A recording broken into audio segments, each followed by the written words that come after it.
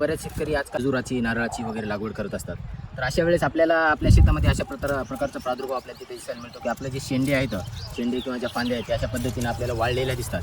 तर वरवरून पाहता हा प्रादुर्भाव आपल्याला लक्षात येत नाही, पण जेव्हा तुम्ही जर अशा पद्धतीने जर खाली बघितलात तर अशा पद्धतीने ह्या ज्या फांद्या आहेत त्या आधी छाटलेल्या फांद्या आहेत. अशा जर फांद्या तुम्ही जर हाताने जर उपसून बघितल्या तर ह्या खाल्लेल्या दिसतात आणि सहजासहजी अशा उपटून बाहेर निघतात.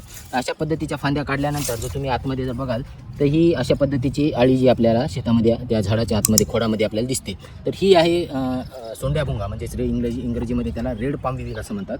तर रेड पाम विविलची ही जी आळी आहे ही आळी झाडाच्या खोडामध्ये राहून आतमध्ये खोडाचा भाग पोखरत असते आणि त्याच्यामुळे झाडांना न्यूट्रिशन चांगल्या रीतीने पोहोचत नाहीत आणि झाड वरून शेंड्याकडून वाळायला लागतं. तर ह्या आळीच्या व्यवस्थापनासाठी आपल्याला तुम्ही या झाडाच्या म्हणजे बागेमध्ये जे आहे तर तुम्ही फेरोमन ट्रॅप्स लावू शकता. त्याच्यामध्ये 3 ते 4 फेरोमन ट्रॅप्स प्रति एकर लावले तरी पण त्याचं व्यवस्थापन होतं. त्याचबरोबर तुम्ही काही झाडांमध्ये अशा 3-4 डांबर गोळ्या ज्या आपल्याला सहजासहजी उपलब्ध होतात तशा डांबर गोळ्या झाडांच्या फांद्यामध्ये टाकून ठेवू शकता.